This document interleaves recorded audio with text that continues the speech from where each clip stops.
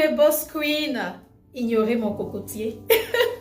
J'espère que vous allez bien, ça me fait plaisir de vous retrouver ici sur YouTube. Bien sûr, étant dans mon bureau et non à la maison, il fallait un peu changer de cadre, vous voyez, non? Alors aujourd'hui, je vais juste parler honnêtement de la vie de famille et de business. Parce que c'est une question qui revient très souvent, où vous me demandez, mais Belle, comment est-ce que tu gères les deux? C'est pas du tout facile, c'est pas facile parce que il faut être une femme forte ou un homme fort pour supporter un partenaire qui est entrepreneur. Et il ne faut pas se le mettre forte physiquement. Quand je parle de force, je parle du mental, je parle émotionnel, je parle de tout ce qui va avec. Tout ce qui va avec les émotions et tout ce qui va avec le mindset et tout, parce que ça joue un grand jeu. Si tu n'as pas un partenaire qui te soutient, qui t'encourage, qui comprend, il y aura un grand problème. Alors aujourd'hui, on ne va pas parler de toutes ces bonnes choses, mais par contre, on va parler de comment moi, Belle, je gère tout ceci. Mais avant de me lancer dans ce sujet, ou dans le vif du sujet, comme vous le dites, laissez-moi d'abord vous dire que aucun mariage n'est parfait. Qu'on ne vous mente pas. Je vais utiliser mon lip gloss de chez Clara Beauty. Coucou Clara Beauty. Si tu passes par ici, j'espère que tu vas bien. Allez sur son site clarabeauty.fr et prenez les lip gloss et tous les produits qu'elle a, les fossiles et tout. Alors, comment est-ce que je gère cette situation d'être entrepreneur, d'être à la tête de plusieurs sociétés, de porter plusieurs casquettes, mais en même temps d'être mariée avec des enfants, de gérer toute une maison, toute une famille? Je vais livrer mon secret. Donc, donnez-moi une minute. Il y a la plante là qui ressemble à mes cheveux qui m'empêchait de me concentrer, la mienne. Alors, déjà, c'est pas facile. Et ne croyez pas que j'ai fini mes études et je me suis lancée directement dans l'entrepreneuriat sans toutefois discuter avec mon mari. Ça n'a pas été une transition facile. Parce que n'oubliez pas, je suis arrivée dans ce pays aux États-Unis et je suis immédiatement allée à l'école. Pour moi, la première des choses, c'était de m'instruire. M'instruire parce que je n'ai pas eu cette chance d'aller à l'école en Afrique, de finir mes études. Étant au Cameroun, je me suis arrêtée en 6e. C'est pour cette raison que parfois vous écoutez, je fais beaucoup d'erreurs en français. Plus précisément parce que le français, c'est comme si ce n'est pas ma première langue. Je n'ai pas fini mes études. Donc du coup, arrivée dans ce pays, ma priorité, c'était de finir mes études. Parce que ma maman me disait toujours, une femme qui n'est pas instruite, vraiment une femme vide quoi, c'est comme si voilà, il faut que tu sois instruite. Et ma maman voulait vraiment que je sois une femme instruite. Elle a fait de son mieux, elle a tout fait, elle s'est brûlé les mains, elle a vendu jour et nuit, sous la pluie comme sous le soleil, se battre, se débattre, faire la ladji et tout ce que vous pouvez imaginer pour que je puisse aller à l'école. Et en classe de 6e, elle n'a juste pas pu. Et bien sûr, si vous avez lu mon livre, sûrement vous avez compris pourquoi.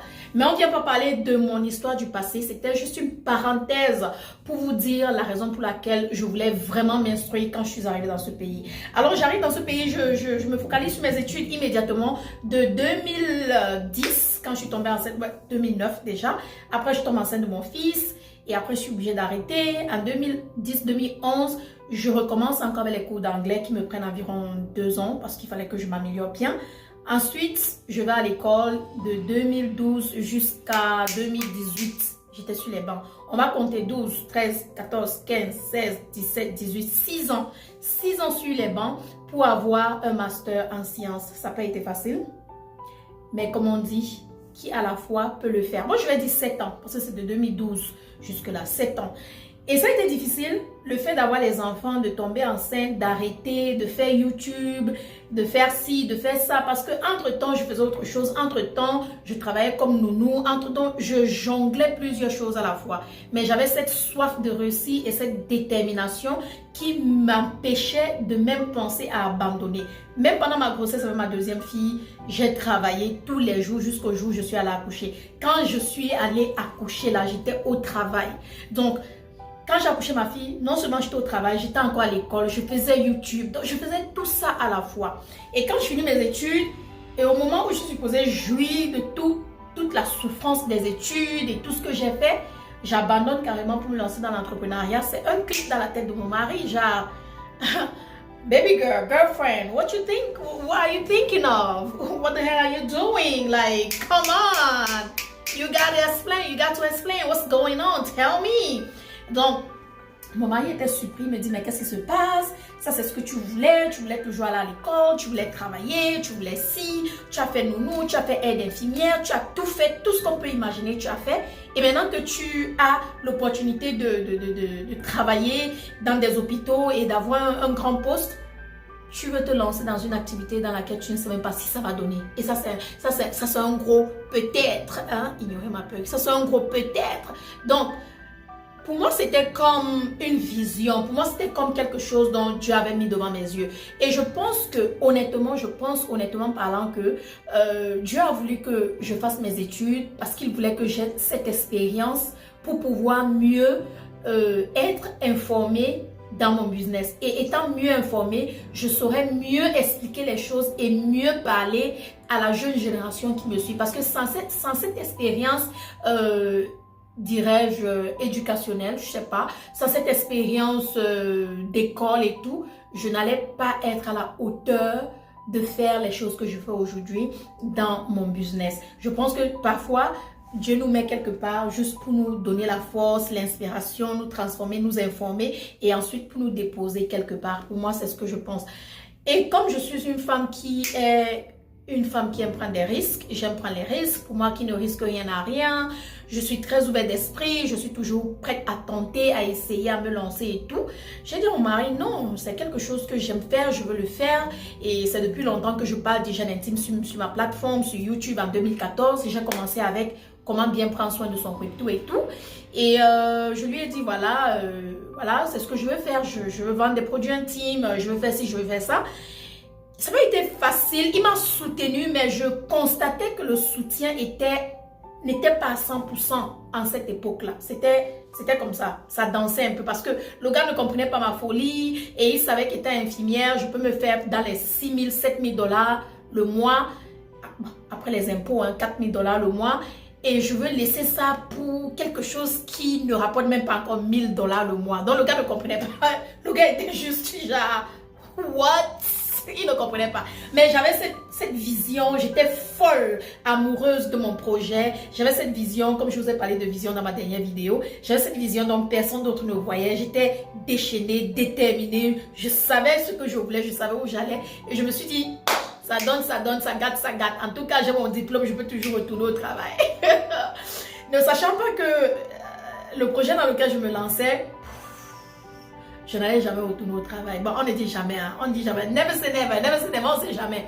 Alors, je me suis lancée dans l'entrepreneuriat et les débuts ont été très difficiles comme tout business.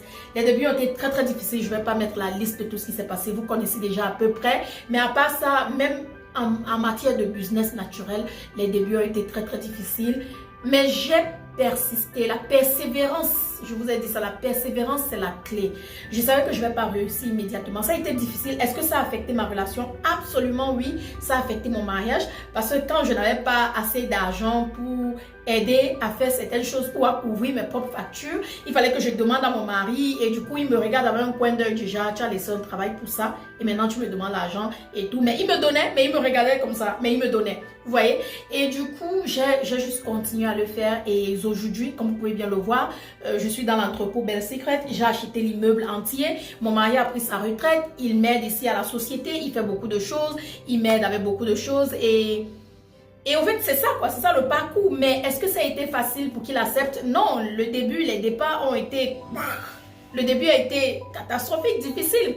Mais il a accepté. Avec le temps, il a juste compris que c'est ce qu'elle veut. Je ne peux pas forcer en elle ce qu'elle ne veut pas. Je n'ai pas le choix que de la soutenir. Parce qu'il a très vite compris que s'il ne me soutenait pas, cette relation n'allait même pas durer. Il a compris qu'il a épousé une femme qui n'est pas comme une femme d'ici. Je ne suis pas une américaine. Je ne suis pas née du genre, oui, tu grandis, tu vas à l'école, tu as ton travail et voilà ce que tu vas faire. Non, baby, non. J'ai grandi en voyant ma mère faire tout ce que vous pouvez imaginer. Elle a vendu les beignets, elle avait le champ de maïs, elle avait le champ d'arrache. Quand je parle d'elle, je suis toujours émotionnelle, je m'excuse. Elle a vendu les beignets, elle avait le champ d'arachide, elle avait son champ de maïs, elle faisait grandir du piment, on vendait les sucettes, on vendait les bobolons, on vendait le foléré, on faisait beaucoup de choses. Donc je suis une femme qui a grandi en voyant ma mère faire le commerce et vendre des choses différentes. Donc je ne suis pas née où il faut que tu sois avocate et tu restes dans une seule salle. Donc il a compris et il m'a soutenue. il m'a soutenu, il a commencé à me soutenir tout doucement, il a continué à me soutenir jusqu'à présent. Et avec son soutien, je vous assure, je suis allée plus loin. Parce que le gars a compris que parfois il faut que je voyage, parfois il faut que je fasse certaines choses, parfois il faut que je reste debout jusqu'à une certaine heure pour discuter avec les fournisseurs, parfois il faut qu'il prenne le relais, il prend soin des enfants à cette époque-là, parfois il faut qu'il fasse la lessive, la vaisselle, parfois il faut qu'il fasse les lits. Il a compris, ça n'a pas été facile, mais il a compris. L'essentiel c'était d'amener mon mari à comprendre. Parce que oui, je voulais vraiment me lancer dans l'entrepreneuriat, mais ma relation et mon mariage et mes enfants et la santé de mes enfants, la stabilité financière dans ma relation et mon mariage était très important et je savais que je n'avais pas droit à l'erreur. Donc, je remercie déjà mon mari, même quand il ne verra jamais cette vidéo parce qu'il ne parle pas français. Je le remercie vraiment pour son soutien et sa compréhension. Ça n'a pas été facile pour qu'il arrive là, mais il y est arrivé. Et avoir un partenaire qui te soutient dans ta folie, c'est quelque chose qui va vraiment t'amener très loin dans le business. La deuxième des choses, comme vous m'avez demandé comment est-ce que je gère tout ceci, mon mari m'aide beaucoup. Et avec le temps, puisqu'on a maintenant une société, en fait, on n'a pas une, on a plusieurs sociétés qu'on gère ensemble, ça nous permet au fait d'avoir de l'aide. Ça nous permet d'avoir de l'aide. Parce que si on n'a pas de l'aide, on ne peut pas tout faire à la fois. On ne peut pas être au même endroit à la fois. Par exemple, ce sont les vacances, les enfants sont à la maison. On doit être au bureau. On ne peut pas être à la maison avec eux, donc il nous faut une nounou. Donc on a une nounou. On n'a pas le temps de laver les habits, la vaisselle et faire tout comme on faisait avant. Donc il nous faut une femme de ménage. On a essayé d'accommoder, je ne sais même pas comment vous le dites en français, de commoder. Oh, Jesus, French is so complicated. Jesus, we tried. On a essayé de trouver de l'aide, on a essayé de trouver des personnes qui nous aident jusqu'à présent parce que à un certain niveau dans la vie, c'est comme si tu gérais ta société. Au départ, tu portes toutes les casquettes, tu es photographe, tu fais le marketing, tu fais tout. Mais à un certain niveau, tu commences à grandir, tu ne peux plus faire toute seule. Il te faut de l'aide. C'est la même chose qu'on a fait. Il nous fallait de l'aide. Donc, on a des nounous, femmes de ménage, des gens qui nous aident. À la maison, on n'a pas la grâce de Dieu, on a la possibilité de les payer comme on peut et tout. Et ça nous aide beaucoup. Les enfants sont heureux, ils sont en bonne santé. Et on passe beaucoup plus de temps avec eux parce qu'on travaille pour nous. Parfois, on vient au bureau à 10 heures, parfois 6 heures, parfois 14 heures. Ça dépend des heures qu'on veut. Mais on essaye d'être à l'heure comme tout le monde pour montrer, bien sûr, le bon exemple aux employés. Donc, il y a ça. Et aussi, je suis très organisée. J'ai une assistante personnelle qui m'aide beaucoup. J'ai un calendrier où tout est déjà fait. J'ai une assistante personnelle. J'ai une autre assistante de la société. J'ai une assistante virtuelle qui prend soin de mes réseaux sociaux. Donc, je travaille avec plusieurs personnes. Et mes assistantes travaillent ensemble pour pouvoir organiser mon calendrier. Elles savent quand je vais voyager, quand je suis à la maison, quand je vais sortir. Quand est-ce que j'ai les cours dans l'académie? Quand est-ce que je vais sortir avec mon chéri? Quand est-ce que je vais voyager avec les enfants? Elles savent tout ça. Donc, tout est organisé. Quand est-ce que je vais faire les directs? Quand est-ce que je dois faire les vidéos sur YouTube? Tout est devant mon calendrier. Je vois tout. Et à chaque fois que je finis, je mets juste un check pour dire que ça, c'est fait. Mon calendrier de l'année, du mois est toujours rempli. Bref, l'année est toujours remplie. Et en fait, c'est l'organisation, quoi. Avec mes assistantes, mes collaboratrices et tout le monde, c'est l'organisation, la compréhension, la patience qui me permet de faire tout ce que je fais aujourd'hui. Donc, pour tous ceux qui me demandent, ben, c'est quoi ton secret, ma reine? Avant même d'avoir de l'aide, des gens qui m'aident et tout, mon secret, c'était juste d'être organisée. J'étais organisée, c'est vrai que c'était difficile, ça pesait sur mes épaules, mais j'étais déterminée. Je me disais, je ne vais pas me plaindre. Parce que j'ai demandé cette réussite à Dieu. J'ai demandé tout ce que j'ai aujourd'hui à Dieu. Et maintenant qu'il me donne, la pire des choses, c'est de se plaindre. Donc, je ne veux pas me plaindre. On ne peut pas te donner à manger quand tu as demandé la nourriture. Après, tu dis que c'est trop de nourriture. Je ne vais pas me plaindre. Je vais manger autant que je peux. Et ensuite, quand je ne peux plus, je vais déléguer cette nourriture à d'autres personnes et c'est ce que j'ai fait. Donc, si tu es en train de te lancer dans l'entrepreneuriat, la meilleure des choses, c'est de communiquer avec ton mari, essayer de lui faire comprendre, essayer de lui montrer ta vision. Il risque de ne pas voir, il risque de ne pas comprendre, mais si ton cœur te dit de suivre ta vision, alors suis ta vision et prie seulement que ton mari puisse venir et te comprendre et te soutenir dans tout ce que tu es en train de faire et vice versa, homme comme femme. D'accord, mes reines? En tout cas, j'espère que vous avez aimé cette vidéo. Je vais m'arrêter là. Nous sommes déjà à 14 minutes. Jesus, c'est trop long. I gotta go. Il est 18h ici chez nous. Une minute. Hein? Il est 18h ici chez nous. Je dois aller faire à manger à mon chéri. Il aime la nourriture africaine camerounaise surtout. Je sais pas pourquoi l'homme là aime la nourriture camerounaise comme s'il est né au Cameroun. Un ancien américain comme ça. Et mes enfants m'attendent. Je suis arrivée au bureau ici très tard et je vous remercie. Venez me suivre sur mes réseaux, Belle Secret, Belle Bijou officiel, Belle Bijoux Reine-Mère sur Facebook, Belle Secret avec un tiret de 8 sur Instagram. Et restons ensemble, prenons des news et aimons-nous vivantes. Aimons-nous vivantes. Alors, n'oubliez pas de partager cette vidéo, de cliquer sur la cloche de notification pour être en alerte à chaque fois que je poste une nouvelle vidéo. Et bien sûr, de vous abonner. Abonnez-vous, c'est gratuit. Vous ne payez pas. C'est gratuit. Abonnez-vous pour les bons conseils, les bons plans de tout ce que je partage. J'espère que vous aimez. Dites-moi si vous avez aimé sous les commentaires. Et je ferai plus de vidéos comme ça. Sur ce, I love you queens. Take care of yourself. Et on se dit à la prochaine.